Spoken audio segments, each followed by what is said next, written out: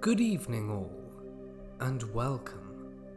Before the video begins, I'd like to thank Dashlane for graciously sponsoring this video. They're a mobile and desktop app committed to keeping all of your digital data secure and organized. One of the best and most useful features for me has been the password manager. They store all of your passwords securely, so you only ever need to remember one master password to log in, which saves me so much time and effort. For anyone here brave enough to explore the dark web, or who perhaps just wants that extra level of online security, Dashlane offers a built-in VPN for secure browsing. All it takes is 2 clicks and you're totally hidden. Speaking of the dark web, they're constantly scanning it to make sure that your accounts haven't been compromised. So, to make your online life a hell of a lot easier and more secure, check out the link at the top of the description and pinned comment to download it for free. And as an added bonus, you get a free premium membership for a month. And if you like it, don't forget to add the code MortisMedia for 10% off. Downloading and checking out the app really does help support me and the channel. Thanks guys. But without further ado, it's time to get comfortable and let the darkness take control.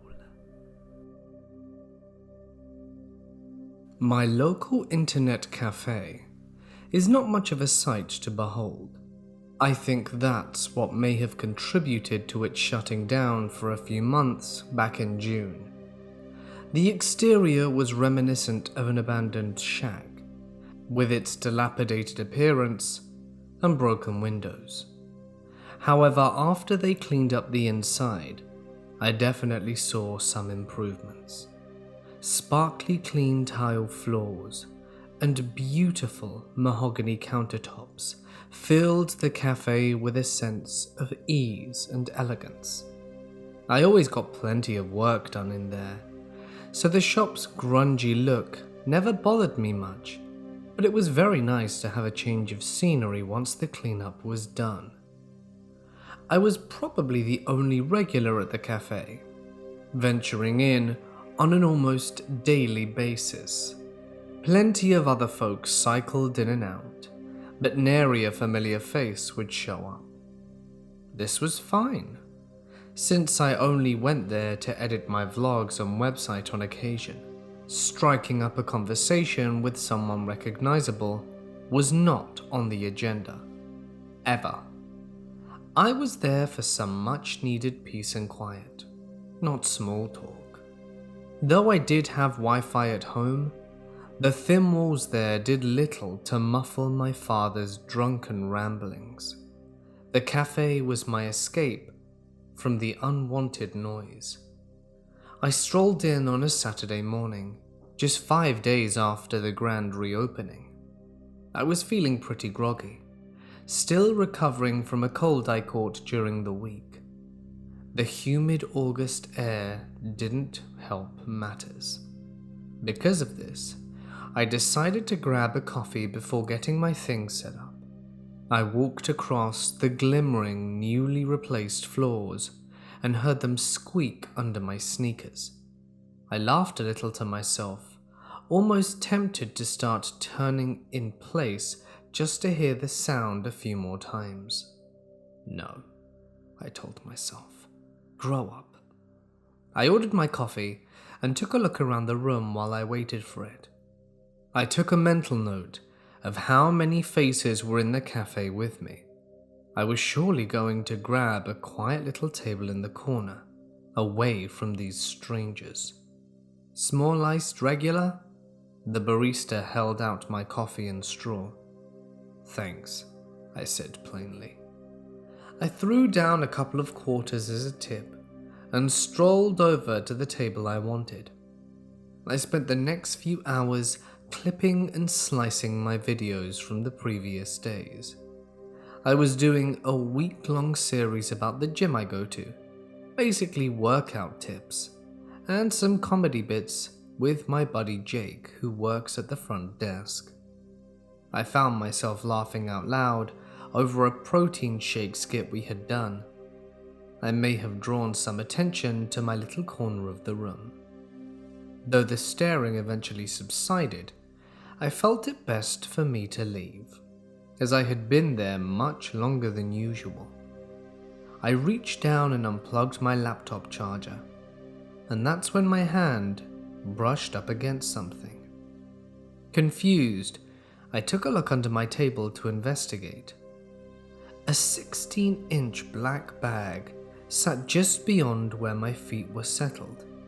It had pockets and a shoulder strap, as well as an abundance of dust coating the leather.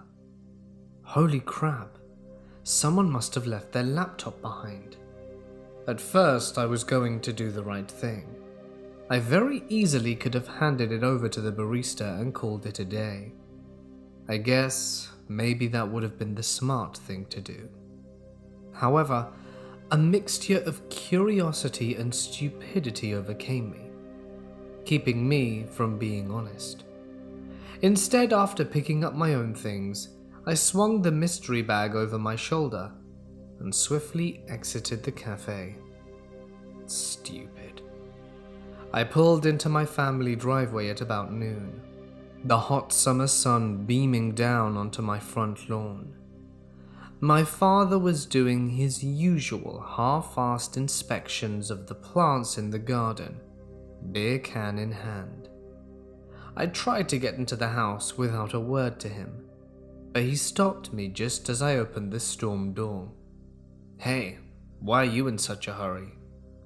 He asked this while taking a swig of his drink. "Dad, I don't have time. Important website business." Well, don't stop on my account." "But you just stopped me," I thought to myself. I pushed through the front door, passing my sleeping mother on the couch, and darted upstairs to my room. I slammed my door shut hard behind me and locked it immediately. I tossed my belongings and newly found goods onto the bed and kicked my shoes clear across the room. I was excited to dig into this lucky haul. Carefully and slowly, I unzipped the top of the bag and pulled it open. I gasped a little to myself. Despite the appearance of the bag, the contents were, no joke, a shiny brand new looking laptop nestled inside. I pulled it out and observed it with awe. It was certainly nicer than my basic 500 gig HP from a big box store.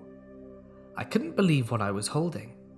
I flipped it open and began feeling the keys and monitor. It was in mint condition. I had to be the luckiest guy in the world. Everything was there. Charger, wireless mouse.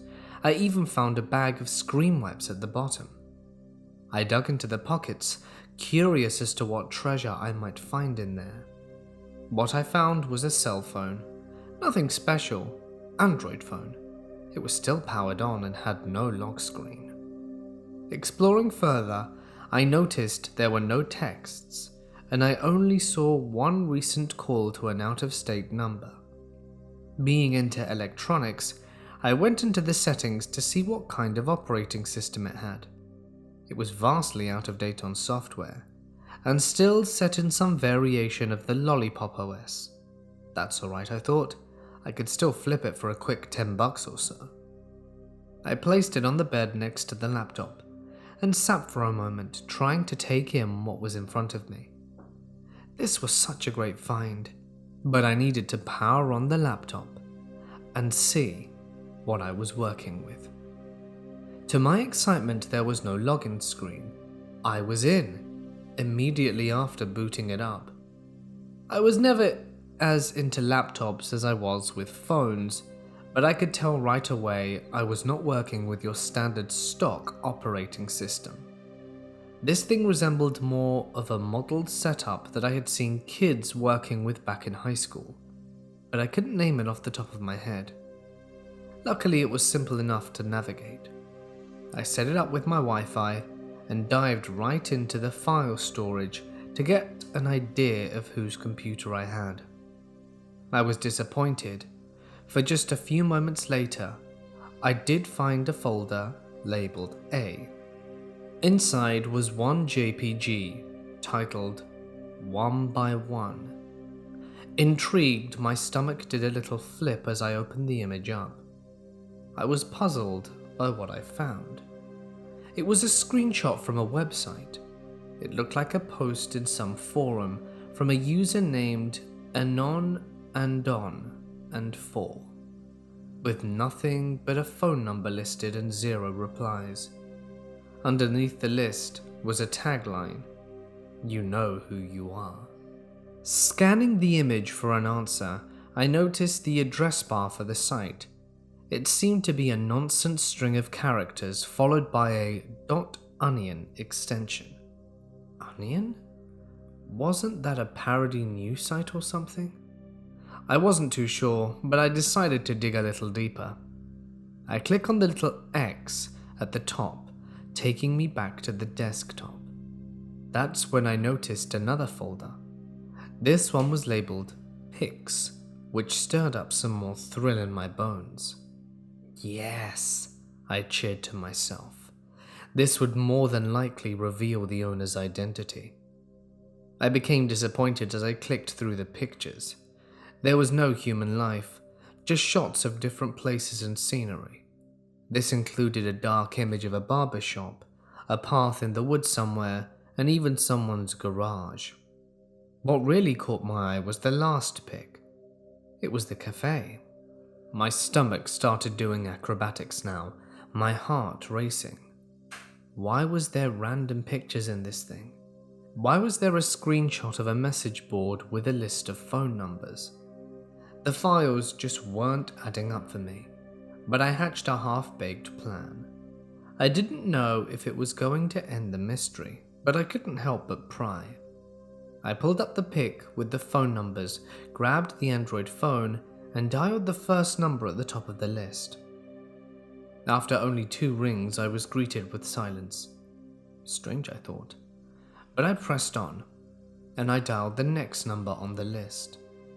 This time, it rang 5 times before I got a generic inbox greeting with the phone number listed. Interesting, but I hung up before I heard the beep.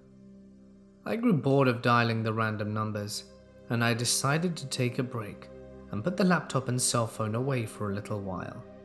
I knew I'd come back to it later. Once the evening rolled around, I waited for my parents to go to bed, then fixed myself up a snack. This was pretty much a nightly routine of mine. I clicked on the TV as I usually did, and settled on the first news channel I scrolled to. This is when things took a turn for the weird. A breaking news story was displayed on screen, one from the next town over. Young barber, aged 25, found murdered at work. Damn, I shook my head. That sucks. A female news reporter was on the scene outside the barber shop where it took place.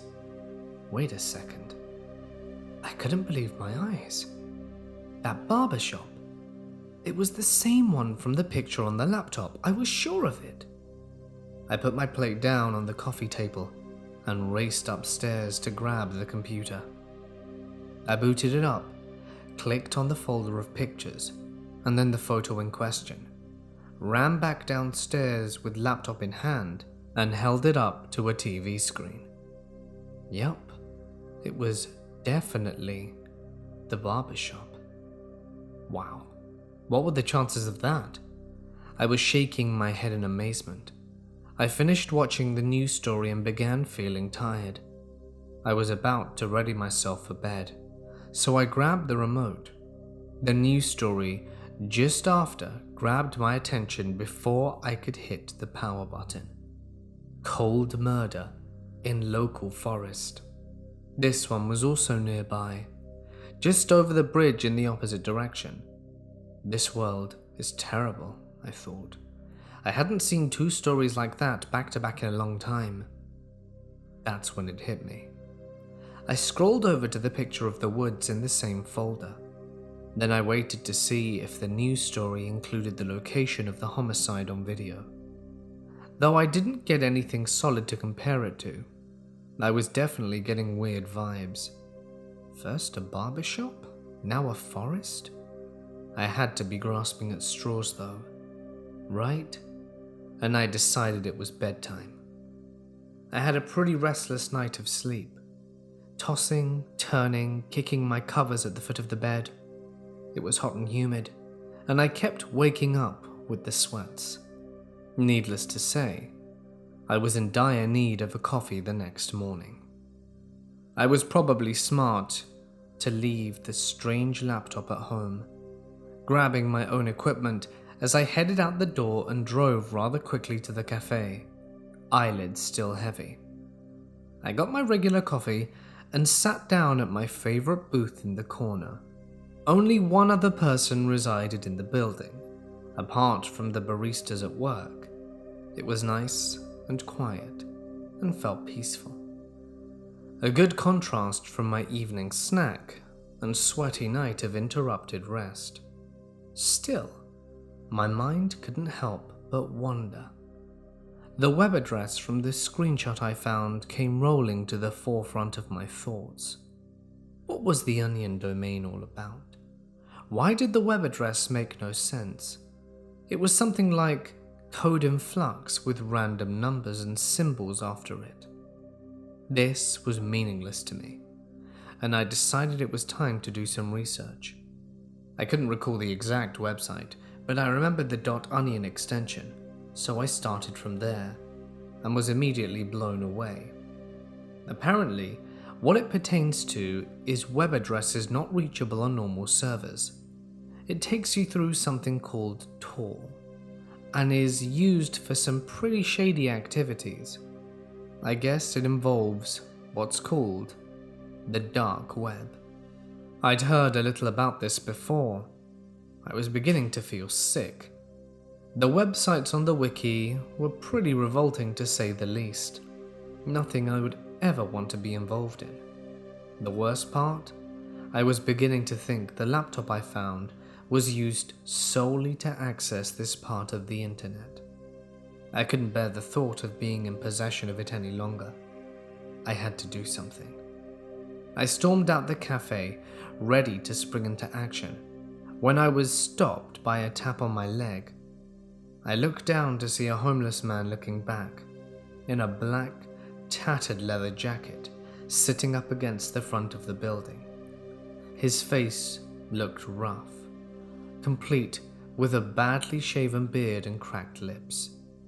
He looked miserable.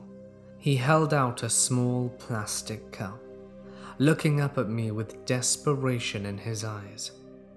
"Spare change, sir?" "I'm in a hurry, dude. Don't got any cash." "Please."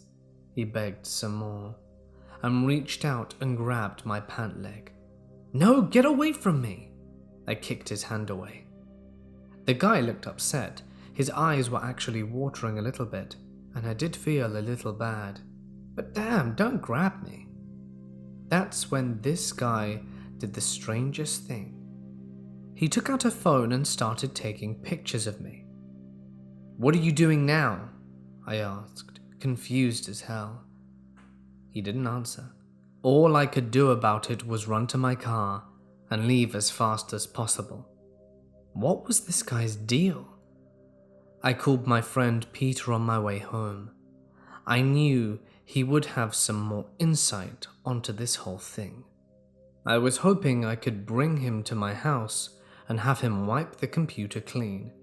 Then I could sell it to a random Yahoo and be done with this whole misadventure. Once I picked up my friend, I sped back to my house and showed him what I had found in the cafe. He was blown away. "This thing is lethal," he laughed. "It looks pretty customized, honestly." "Yeah, I noticed that, but take a look at this." I clicked through the photos showing him the ones, and I compared them to the local news stories. "So you think this laptop has some connection to the murders?" "I don't know, man, but I think there's something fishy going on here."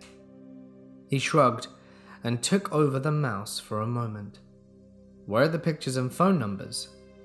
It's somewhere in the file storage. Yep, click there, and bingo.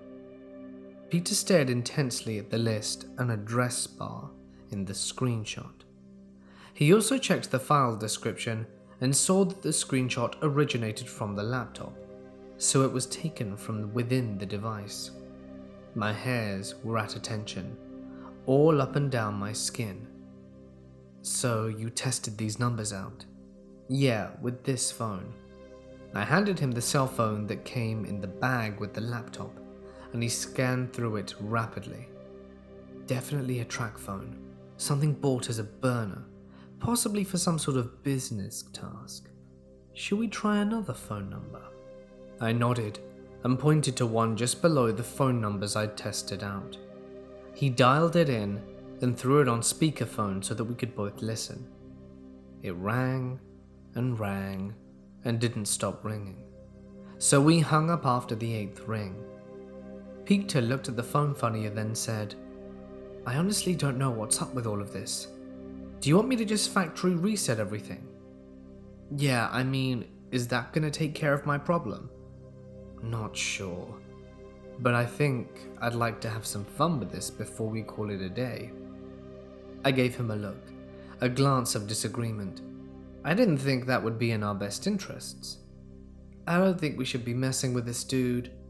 Come on, what could go wrong? You could even film it, this could go viral. Well, I'm not gonna vlog me hanging around with a stolen laptop, so just do what you gotta do and move on. Peter smirked, looked at the screen again, and then dialed another number from the list. Again, we got nothing. This time, just another generic voice box greeting. He continued on to the next phone number. Halfway through dialing, he stopped. His eyes were scanning the screen. His face was now as white as a ghost. What? Why'd you stop? You okay? This is my phone number. My heart panged like a club to a gong. That can't be. I scooted over next to Peter and observed the screen. He was right. Just to be sure, he finished dialing and hit send. He put his phone up to his ear and waited. Just as he suspected, his pocket lit up and his ringtone sang away. We both looked at each other in shock. Dude. My hands were shaking, and my mouth was agape so far I think my jaw was brushing my bedsheets. How? Is all Peter could muster up from his racing thoughts. This is unreal. I don't like this at all. Just wipe the hard drive and let's be done with it. Wait, he shouted, while looking at the screen again. My heart sank some more, and I had a feeling about what he was about to say. What? Don't tell me. He didn't say a word. All he did was start dialing another number. That's when I felt it. My pocket was now vibrating. That's when I felt it. My pocket was now vibrating. I gulped so loud that I flinched. I reached down and pulled out my phone and answered. I held it up to my ear. Peter? I said through the receiver, looking at my visibly shaken friend across the room from me. This is messed up, he responded through the burner phone.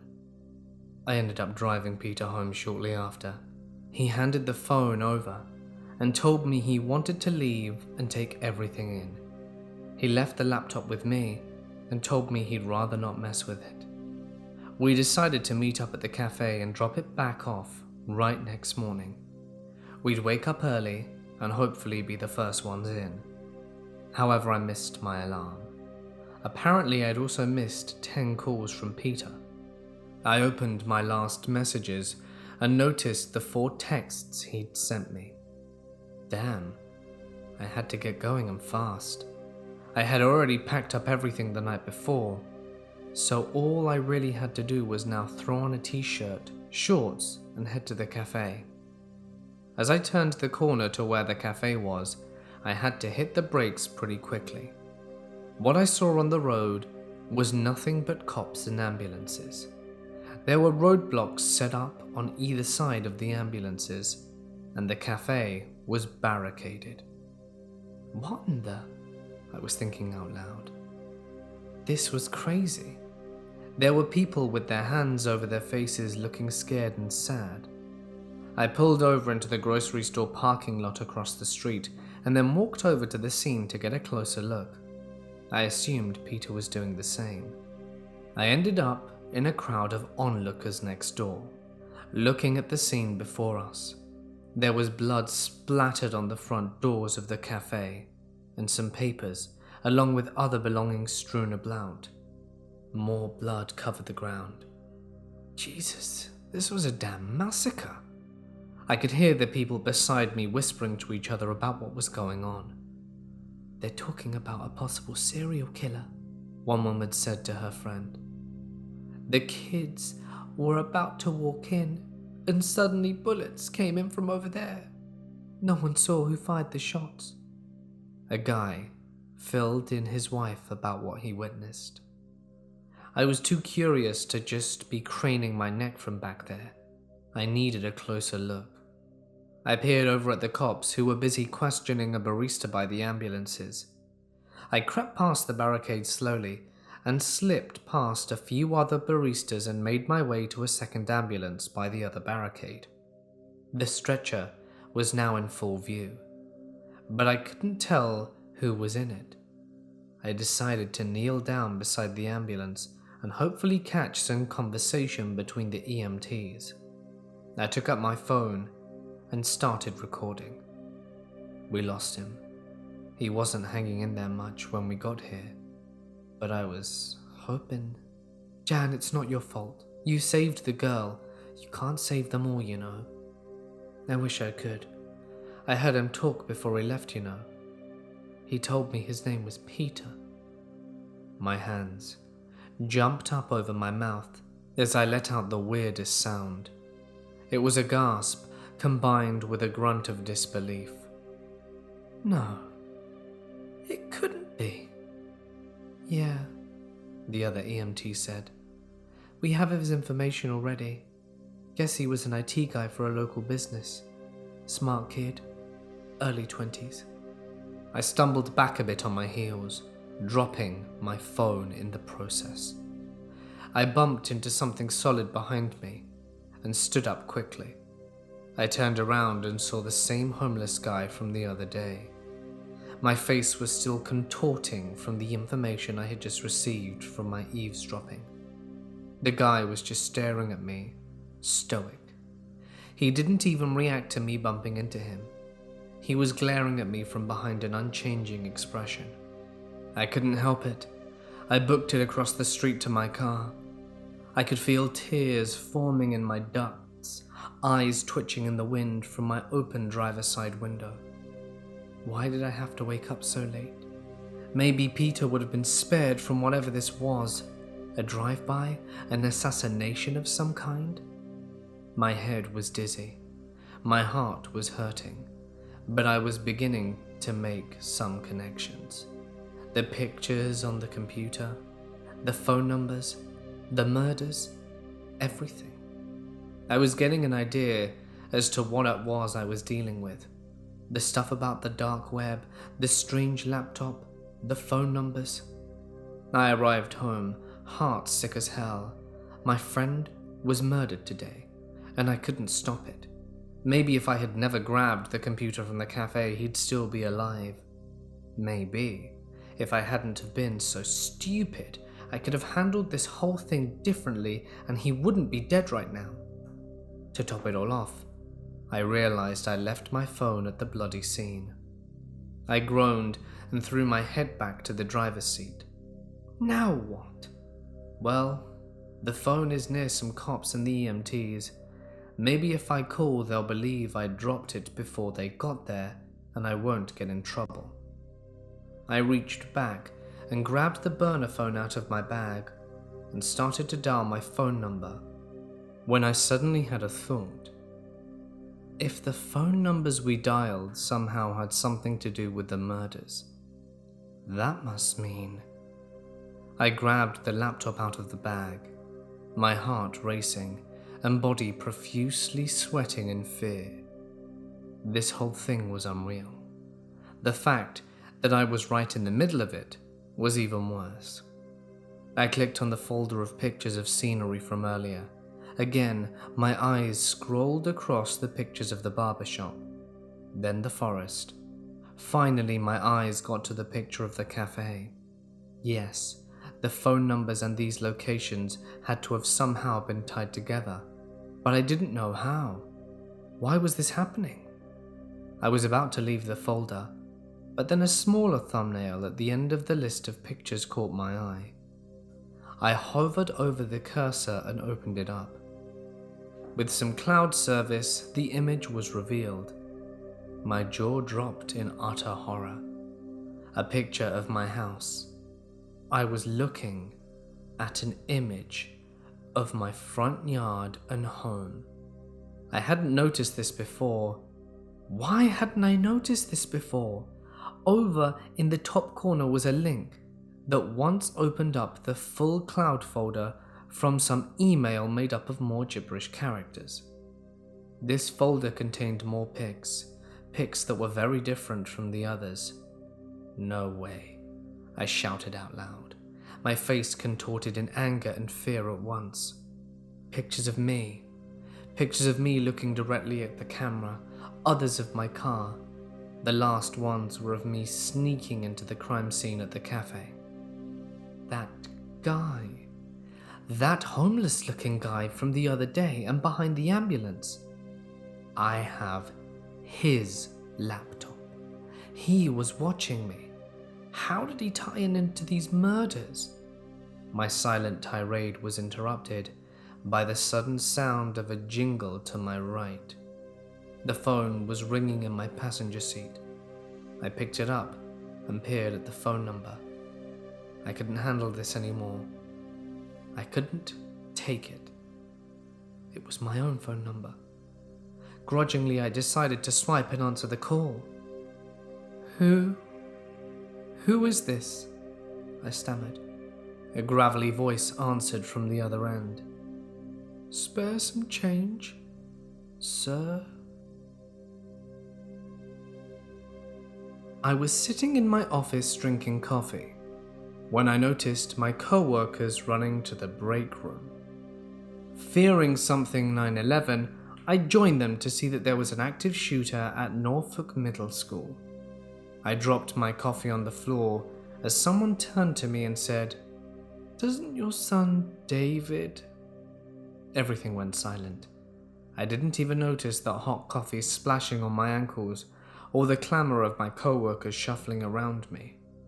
The television showed me everything I never wanted to see. I didn't get any work done. I spent the rest of the day in the break room staring at the television.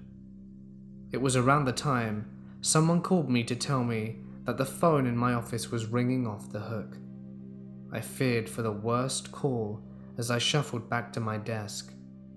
I picked up the receiver and listened in horror as the voice said, "Mrs. Sullivan?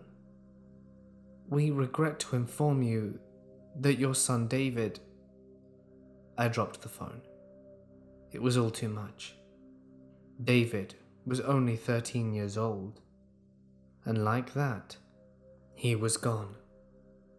For the next few weeks, it was a blur. I buried my son. My husband drifted deeper into a bottle of vodka to avoid looking at me. My son had been dead 3 weeks before another school shooting happened, and the reporters stopped calling as often. It was just the latest in the long line of tragedies that fueled the 24-hour news cycle. It had been a month by the time I had finally worked up the nerve to walk into my son's room. It was therapeutic to clean his room. At the same time, I had to take a break to sob as I realized no one would be stuffing empty bags of Doritos into bottles of Mountain Dew and hiding them under his bed. I sat on his dirty floor and slammed my hands against the side of his computer. The cover fell off, and I found on the inside a piece of paper that were his passwords. I decided to then climb onto my son's computer chair and begin digging through his online life. His Facebook was little more than an assortment of groups where kids his age shared memes and laughed about Slavic men squatting in tracksuits. I didn't get the joke, but it was something he seemed to post about often. I was about to shut his computer down when I found a folder named Def Not Pose Law on his computer. It was inside of this folder that I found a series of icons, of which one looked like an onion. I gave it a double click, and it pulled up an IRC client. I was prompted for a password. I looked through his passwords and found one that had the same name as the folder I'd found the RIC client in. I typed the password and was logged into a channel called #HiredGuns. The speaker made a loud ding noise, and the windows started flashing on the taskbar. I had received a private message from someone named Jeff TK. It read, "Your request has been fulfilled, Def Not Pose Law. The target at Norfolk Middle School has been terminated. Payment has not been received. You do not want to owe us money." I replied, "You sick sacks of shit. My son died in that shooting. You think this is funny?" I was kicked from the RIC channel and disconnected from the server. I tried to log back in and received a message that read, "Connection refused. User has been banned." I spent the rest of the night reading through every chat log and text file on my son's computer.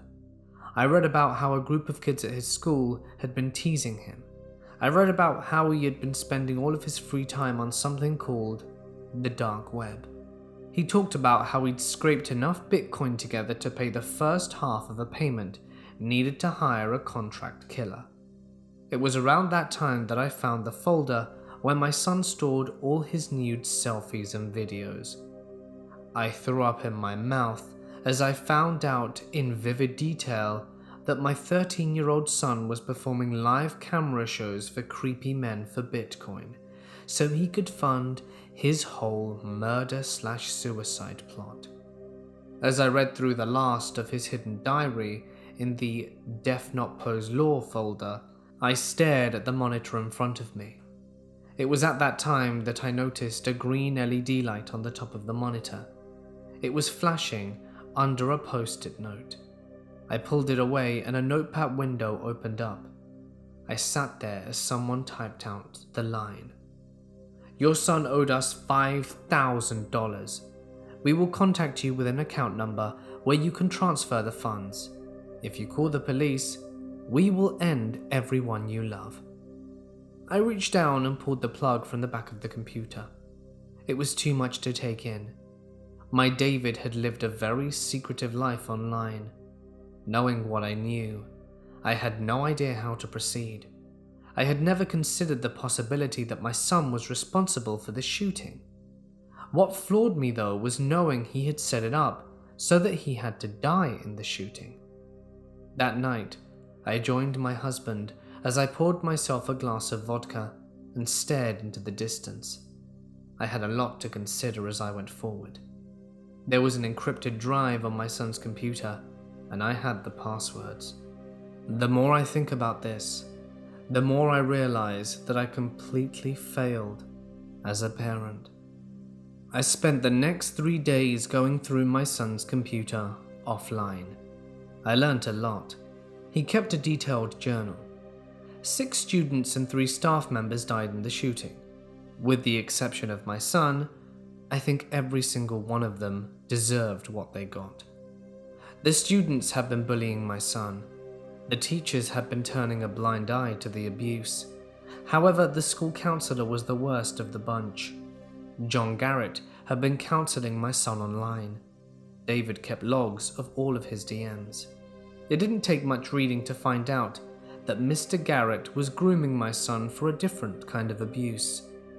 John Garrett had manipulated my son into performing lewd acts on webcam. This repulsive individual had convinced my son that it would build his self-esteem.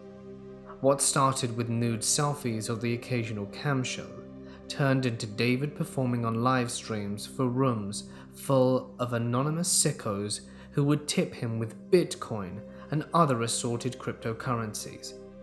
I accessed his Bitcoin wallet and found that these men had paid my son in excess of 4 Bitcoin.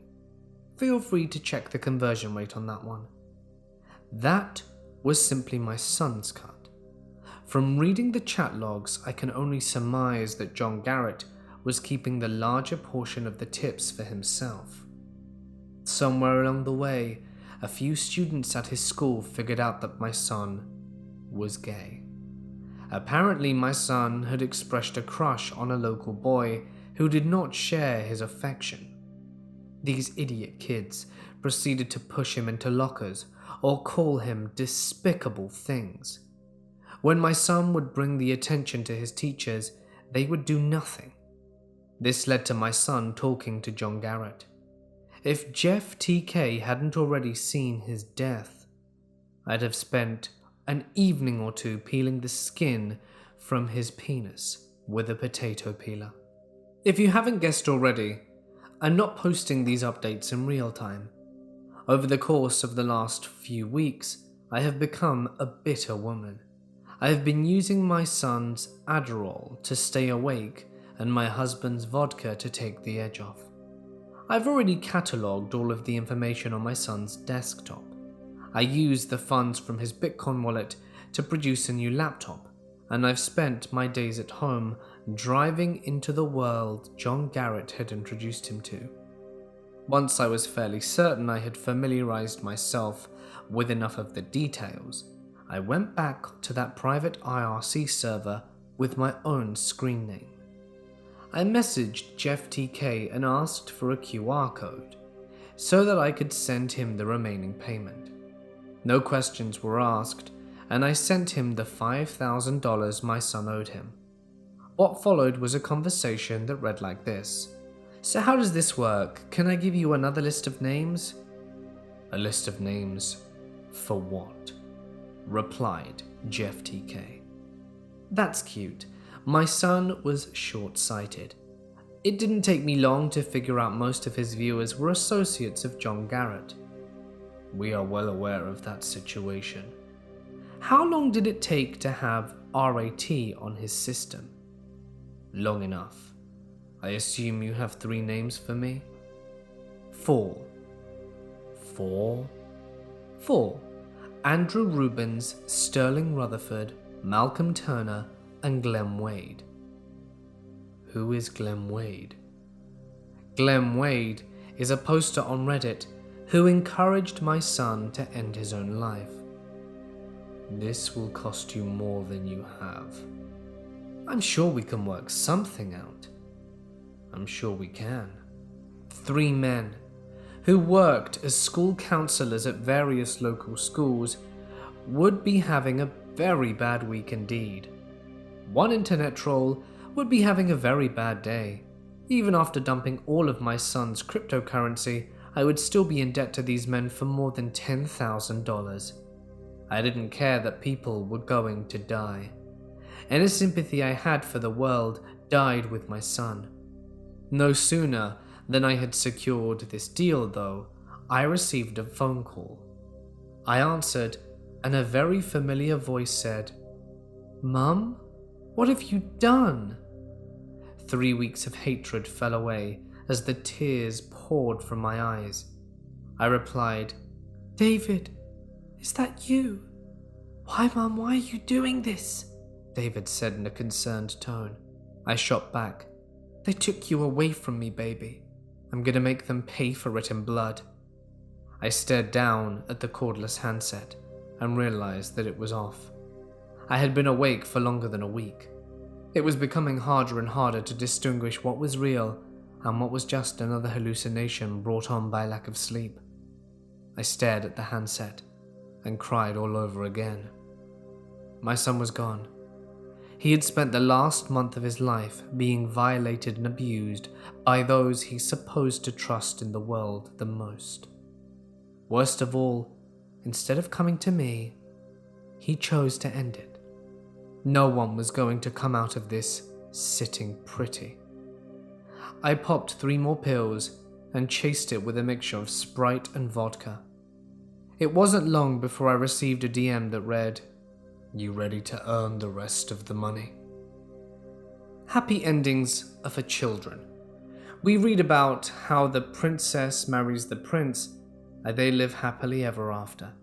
Ever after is a mortgage creeping towards default, and a husband that would rather spend the last of our savings getting drunk than deal with the fact our son died violently. I spent weeks looking for the answers, and any time I tried to explain all of these details, that drunk bastard would be nice enough to say, "That's nice, honey. Happily ever after my ass." I was 2 years into a degree in computer science when this strapping young lad literally carried me off to wedding bliss in a horse-drawn carriage. 6 months later, I gave birth to the most beautiful baby boy. We settled into a decent house because he had a decent job. By the time my son was in 1st grade, we even managed to move to the suburbs. No one cares. No one cares that my son is dead. If it isn't the sickos that drove him to end his own life, it's the shooting truthers who flood my voicemail telling me that I'm a crisis actor and that my son never existed. Each day the list gets a little longer. There are benefits to having a working relationship with a group of individuals that specialize in murder. Glenn Wade died screaming. I watched via livestream as he begged for death. Sterling Rutherford and Andrew Rubens got to bleed out after being force-fed their penises. Malcolm Turner got a bullet in the back of the head. I don't know how my son found these men, but I cannot help but love them for their work. Each day, the list gets a little longer.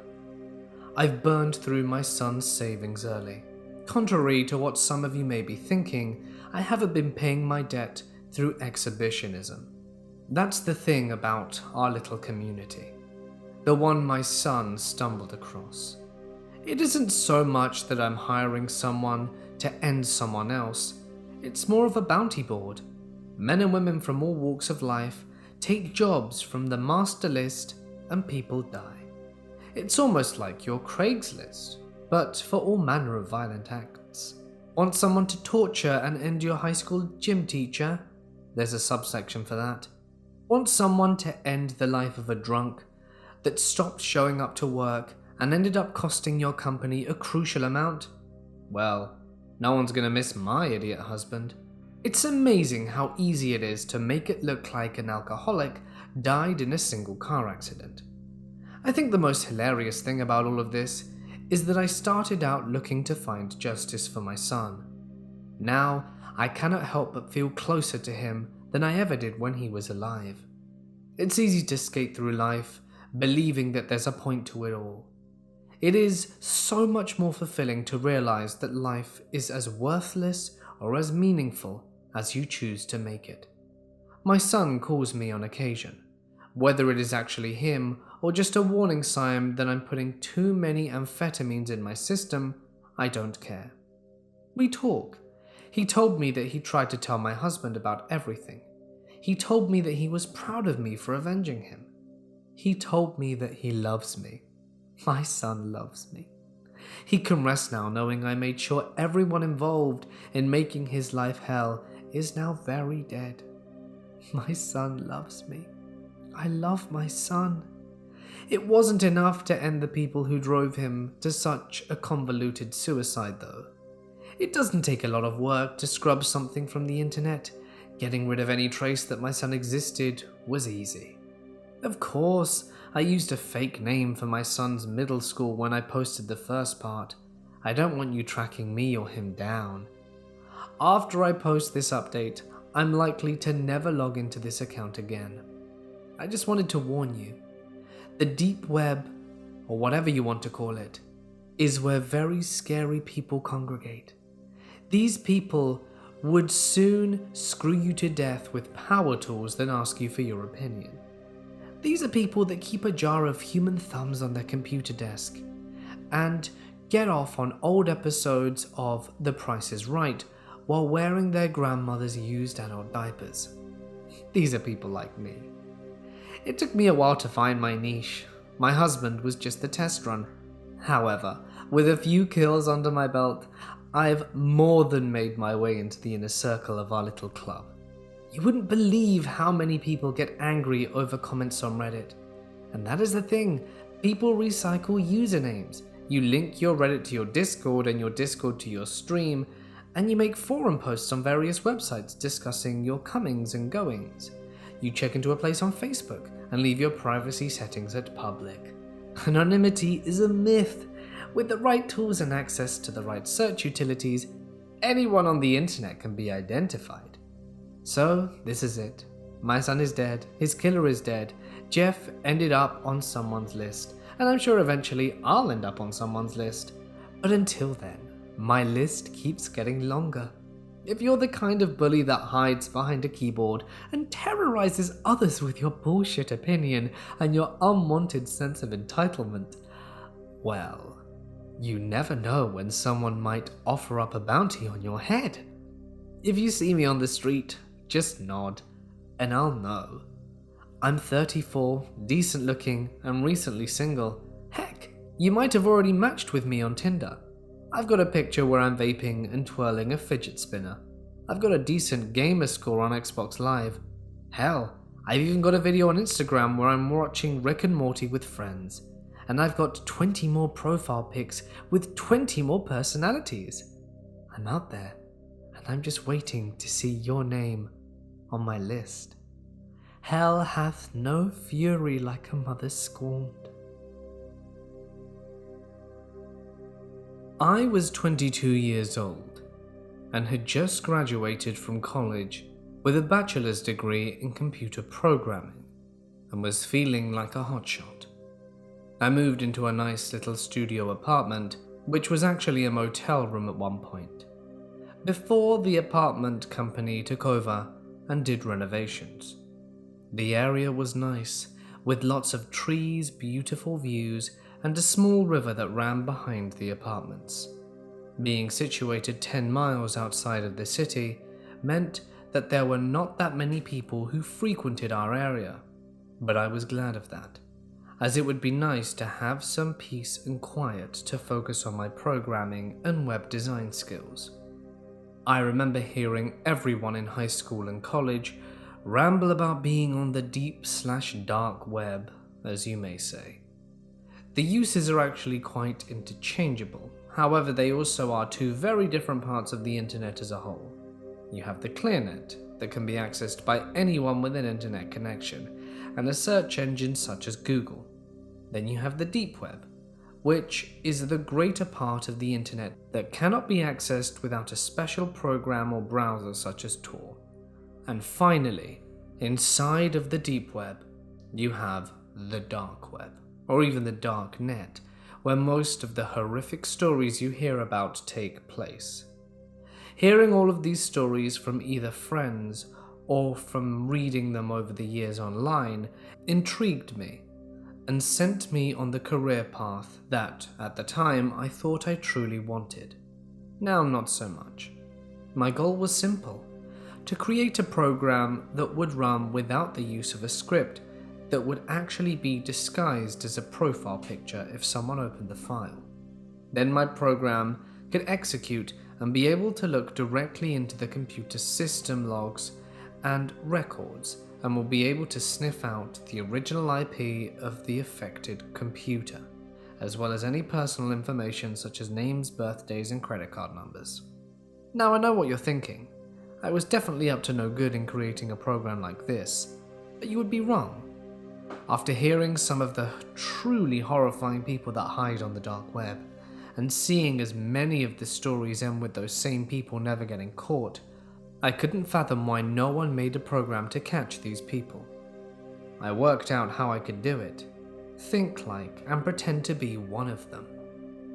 When I had finally compiled the program, compressed it down to less than 1 megabyte, and disguised it like a picture file, I planned to use it. I was ready to test it out. I pulled out my old junky laptop that I used for school.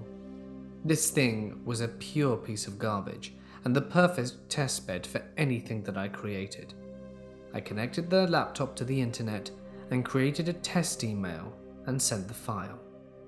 I had to test different methods of delivery, so I also used a private Dropbox so that I could test email delivery and opening, direct placements from a flash drive, and the big one that I was counting on, downloading the file and opening it from the internet outside of email programs. When all three methods worked, I started sending the plethora of data to my main laptop in the form of updated notepads. I jumped for joy. So basic IP and personal information sniffing works. What about if they're pros using multiple VPNs and the like? I installed 2 separate VPN programs on my test laptop. I even connected to a proxy server through them to test the results. They still came back the same, just showing the additional IP addresses from the VPN. I was now ready to hunt these people. My studying in school had paid off, having allowed me the knowledge to be able to create this amazing tool. I would be able to make my own show like Chris Hansen, To Catch a Predator. But mine would be called To Catch a Webber. Yes, my ego was extremely high at the time, but I could not celebrate, not until I knew 100% that it worked without a doubt against a third party. This is when things really began to get interesting. I had Tor and the hidden wiki open up, and my VPN fully configured, and I was ready to go. I wanted to get to the dark web, and most people find it by clicking something randomly. I selected a random website from the hidden wiki to begin my journey. Just a basic news board, mainly spreading support to those who were oppressed around the world. I clicked on another link, and it took me to a blank page. I waited a few seconds and still nothing, so I tried another link. This one took me to some jewelry site, and after reading some, I noticed that the end of each ad boasted that the jewelry was stolen from graves of fresh and old, with some being claimed to be thousands of years old. Like most sites on the deep and dark web, Bitcoin was the currency used, and I saw enough there and was about to go back and try another link, when a chat box popped up with the generic name admin followed by a message.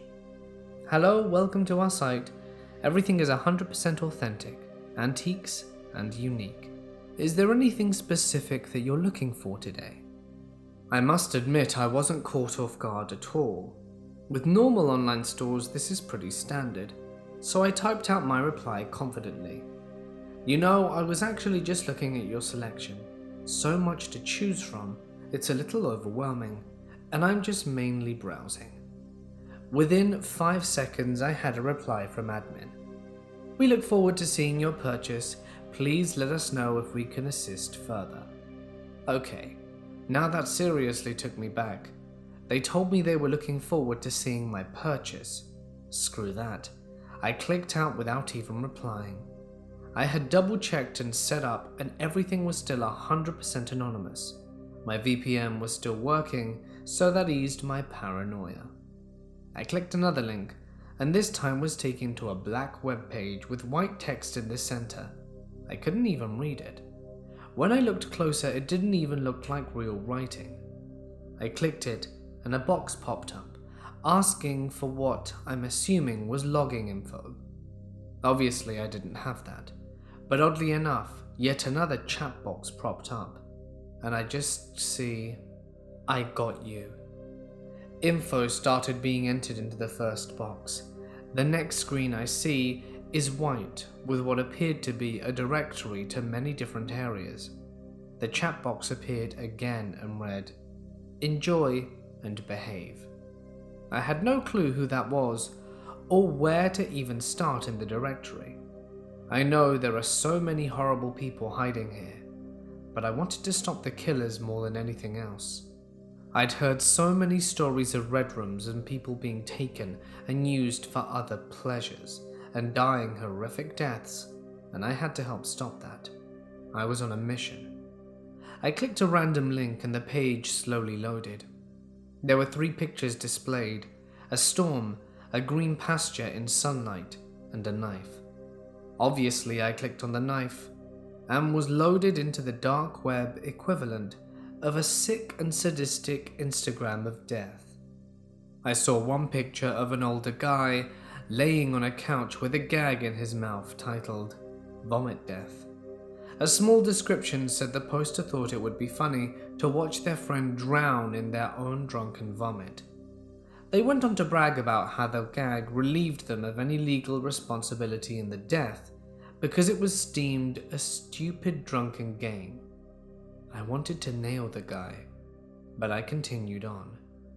Another image was of a young girl, probably in her early 20s, hanging from a tree with the title, "A Death I Part." The small description read, "You wanted till death do us part. Now you have it, and I'm free." This one confused me, and still does now for a few reasons. Was this a suicide or a murder? And who posted it? The next picture I saw really caught my eye. It looked like one of the pieces of jewelry I had looked at on the jewelry site. A bracelet. In fact, the very one, the exact one that prompted the chat log to pop up. At this point I knew better than to click on it, but I was also arrogant in my ego and had full confidence in my program. I clicked the picture, and this time there was a small handwritten note. "Hello, we need your business. You did not make a purchase." After reading that, my heart practically stopped. I was then automatically redirected back to the jewelry site and looking at the same damn bracelet. "We knew that you would be back to make your purchase." I did not even know what to say before they added, "The site you were just on is also run by us. We helped you log in so you could get a small taste of our different varieties of content. Access is subscription based, and you pay for access by buying our jewelry. Furthermore, if you do not make a purchase, then we will restrict further and future access to our sites, as well as release your browsing habits to your friends and family. You have 10 minutes to decide." I simply replied, "Searching is not a crime. I didn't find much of value on your other websites. I've seen better and don't wear jewelry. So, sorry, no sale." I felt like a smug bastard, knowing they couldn't know who I am personally or even track me, but the reply I got shocked me. Whatever site contains the content you viewed is all under us. You don't know what you're getting into or how big our business is. Simply make a purchase so we can move on. I get aggressive sales tactics, but this takes the cake in being intertwined with blackmail and extortion. I wouldn't have it and replied, "I refuse to be blackmailed or extorted by people or entities claiming to have false information on me. Unlike you people, I have proof of a better site that does not strong-arm their users. You cannot provide any information on me, about me, like I'm sure you can on others, and you know this." Admin typed back, "You have no proof. You're probably some kid acting out.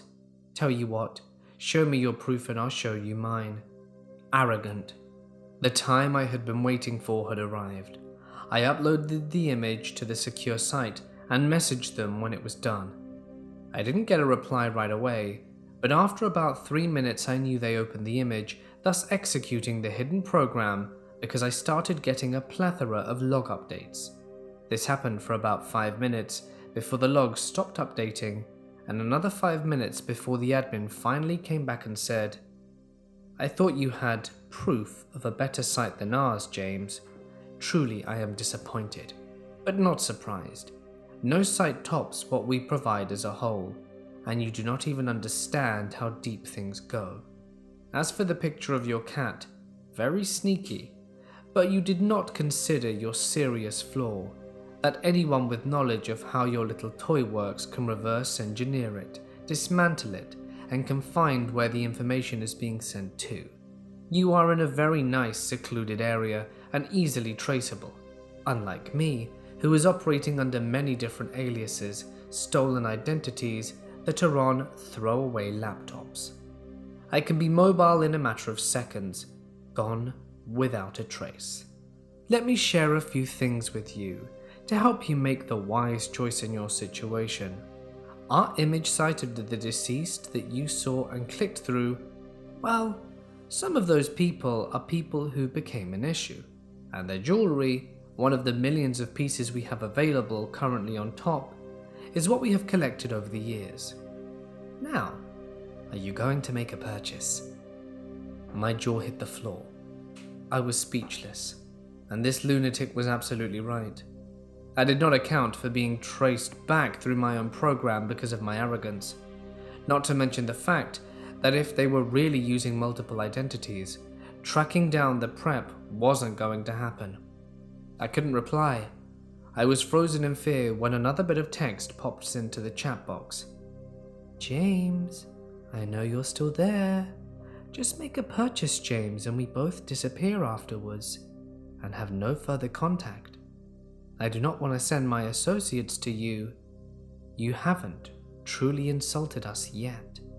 Just make a purchase, and all of this can be done. Don't spit in the face of our work. I slammed my laptop to the ground and started stomping on it like the scene in The Office Space, where they beat the crap out of the printer. Pieces were flying all over the place, and it was just an unrecognizable pile of metal and bits. I was on a month-to-month lease at the time, and moved out the next day to another place in the city. It was more expensive and the location sucked, but knowing I had lots of other people around me constantly made me feel safe, and it still does. That was 3 years ago, and I am still living in the place I moved into after this happened. I have since stuck to web design and have stayed far away from the deep web and dark web. Nothing has come of it as far as I know, but they could still be out there, watching and waiting, and then I may become part of their content. Never, ever go on the deep web. I was at high school talking to one of my friends who told me about it. He said that we should go and look through the deep web after school. So when school was over, we went to my house and got to my computer. We downloaded Tor and went through a bunch of links. These links just have random letters and numbers with .onion, because like I said, it cannot be searched with search engines like Google. We clicked on one link that took us to the black market, where contrabands and such like drugs and guns were being sold. There was this one drug that looked red, and it cost 8,000 bitcoins. We asked each other, should we buy it? And he said, why not? So we bought it. But then we realized we didn't have any money. Then this ad pops up and says, don't have money? Buy here. So we're like, hell yeah. And we clicked. The website was a mixture of black, red, and blue. And a message popped up. Hey Johnny and Dan, do you mind if you give us your credit card information? So we said, yeah. We all of a sudden had the money to buy what we needed. Thank you, we typed in, and the user typed, you're welcome, have a great day, John and Dan. We looked at each other with creeped out faces.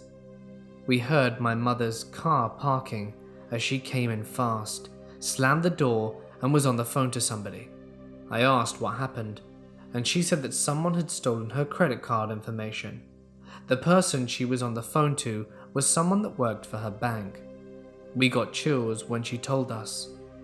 She said that her bank was trying to get back her credit card info, and she went off to eat with my father, who unknowingly was downstairs, while me and my friend were upstairs. When they left, we decided to try and find that user, but the website had been shut down. We still tried to find him when we clicked on another link, but the screen went black. Then a masked man appeared on our screen. "Hey, Johnny and Dan, I hope you're scared."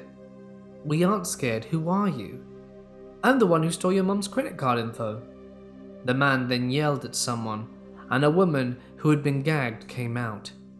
"Johnny, we gotta get out of this. He's gonna do something really bad to her." But I didn't listen. He then got out a knife, pulled down his pants, and started doing something unspeakable. "Are you enjoying it, Johnny and Dan?" "No." We tried to exit, but there was no escape. "You're stuck here now," the man said. And then the screen went black as Dan unplugged the computer. "We should not get on this ever again." "Well, why did you tell me about this stuff in the first place?" "I thought you'd be interested." "Sorry, Johnny." My parents weren't going to be home till midnight, and I told Dan to go home because I was furious. So I was home alone and feeling scared. At about 9 o'clock, I'm watching TV, when all of a sudden I hear a faint knock on the front door. I didn't open it because I was afraid, so I went to the closet, left the lights off, and was getting ready to call the police. "Johnny, I know you're here. Come out wherever you are." Footsteps. I heard footsteps. They stopped at my bedroom door, and I called the police. I should also mention that my father is a federal firearms owner and has about 9 guns. I had already obtained one of his guns before I hid. I was dialing 911 just as the man was opening the closet. "911, what's your emergency?" came out of the other side. "There's a man in my house," I responded. "My dad is a firearm owner and I have one of his guns." "All right, the police are on their way. Do you know how to use it?" "Yeah, my dad taught me how to shoot since I was 10. "If the man opens the door, shoot him." "Okay," I said. The man opens the door, and gunshots go off 4 times. He's on the ground, blood oozing out of his head. The police arrive and confirm he is dead. My parents then arrived shocked. I told them the whole story, and my parents were furious and then sad. A few days later, the police called my mother and confirmed that it was him who stole the credit cards. He was convicted of 5 counts of sexual assault, as well as a few other disturbing things. So yeah, people, never go on the deep web. It might be the end of you. Hey guys, it's Mort here, and thank you so much for listening. I hope that you enjoyed these tales from the deep web. Before anyone goes off saying they're true, obviously they're not, as far as I'm aware, which is why I've been very careful and used the word truly in the title, just so that you don't get confused. However, a good deep web creepypasta or 4 are good from time to time. As I did say at the start of the video, if you are interested in testing out Dashlane, you can find all the information in the description. And after your first free month of premium membership, you can get 10% off with the discount code MortisMedia, and that helps me out a bunch if you would download it. No pressure though, but it would be pretty cool. It is actually really useful.